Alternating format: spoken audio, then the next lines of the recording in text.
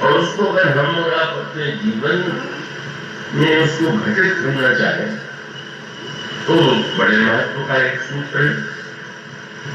प्रातः काल जब रात्रि के बाद आप सो करके उठते हैं तो सो करके उठने के बाद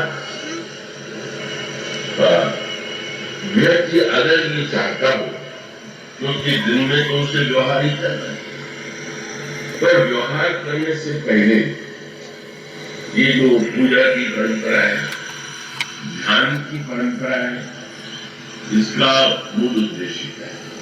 ये सारी बातें समाज में हम लोगों के जीवन में परंपरा और रूह के रूप में ही बन गई है और यंत्र के रूप में कर देते हैं।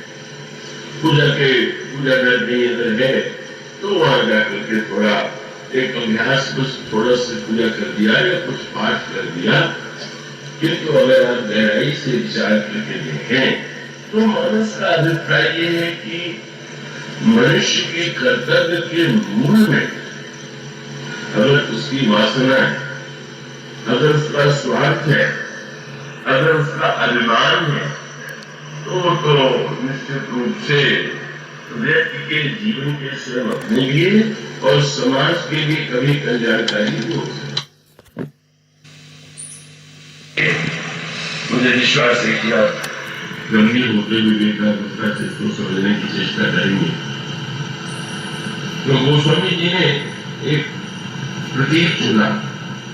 अन्य तीर्थों को तो तीर्थ का करके पुकारते हैं और प्रयाग को तीर्थराज है।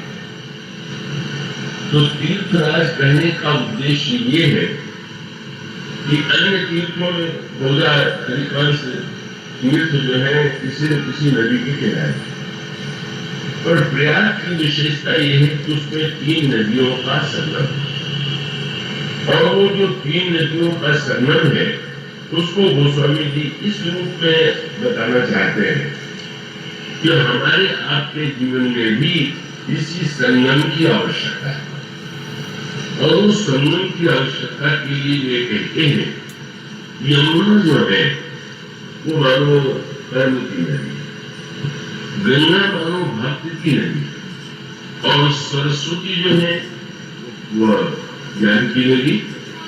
यदि तुम्हें सरस्वती नहीं दिखाई देती, पर सरस्वती का दिखाई देने पर भी हमारी श्रद्धा यही है कि वो तीनों नदियां गंगा यमुना को मिली कहीं है, सरस्वती जो आने लगी, और सरस्वती लुप्त तो हो गई, इसकी कथा तो बहुत ही सुंदर है, बड़ी सांकेतिक। जैसे गंगा और यमुना हिमालय से निकली, इसी प्रकार से सरस्वती भी हिमालय से निकली।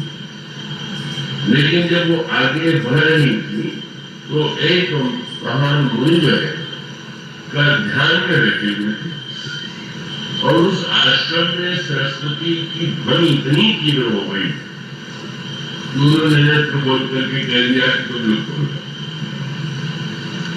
इस पर आपने ध्यान दिया? बात यह है कि जिनके पास सरस्वती होती है उनको कभी कोई बकवादी लगा होगा, बोलने बहुत लगती। मानो उनका तात्पर्य ज्ञान का अभिप्राय अंतर्मुख होना है, वाणी का केवल प्रदर्शन करना नहीं। और तब उन्होंने कहा कि तुम रहो लेकिन लुप्त होकर के, और लुप्त होकर के तुम जाकर के तीर्थराज में गंगा यमुना से मिल करके एकाकार होगा। और इसका सांकेतिक अर्थ है कि ज्ञान जो है वो वाणी और बहिर्मुखता का नाम नहीं, उसमें तो ऊंची से ऊंची बात कोई भी कर सकता है। इसलिए सरस्वती लोग कहें सरस्वती प्रत्यक्ष नहीं दिखाई देती, पर जो 2 नदियां हैं कर्म और भक्ति की नदी, वो कितने महत्व। जब गोस्वामी जी कहते हैं कि यमुना जी कर्म की नदी है, और आप ध्यान रखिए हमारे श्याम सुंदर श्री कृष्ण को यमुना के किनारे ही उनका जन्म हुआ, और संयोग की विलक्षण सी बात है कि श्याम सुंदर श्री कृष्ण अवतरित तो हुए चंद्रवंश में, पर यमुना का जन्म स्वयं सूर्य से हुआ। तो रूप में तो हिमालय में यमुनोत्री से यमुना का जन्म, पर रामायण में यमुना जी का नाम आप सुनेंगे कर्म कथा नंदिनी कर्ण। कर्म की कथा जो है वही जो है सूर्य की पुत्री यमुना।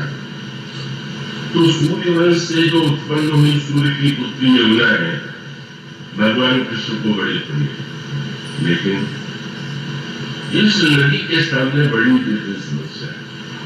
और सचमुच कर्म की नदी जो है, एक तो ये है कि यमुना जी का जल श्याम, तो उसका अर्थ है कि आप कितना भी उज्जवल कर्म कीजिए और कुछ न कुछ श्यामता को कर्म के साथ जुड़ी ही है। अब बुद्धिमान व्यक्ति हुआ है कि कर्म की श्यामता को जब श्री कृष्ण की श्यामता में एकाकार कर दे, बस वही धन्य है। और उसका अभिप्राय कर्म में कोई न कोई दोष होता है, कोई न कोई उसकी आलोचना होती है। तो अब उसमें कथा का जो एक तत्व है वो बड़े महत्व का है।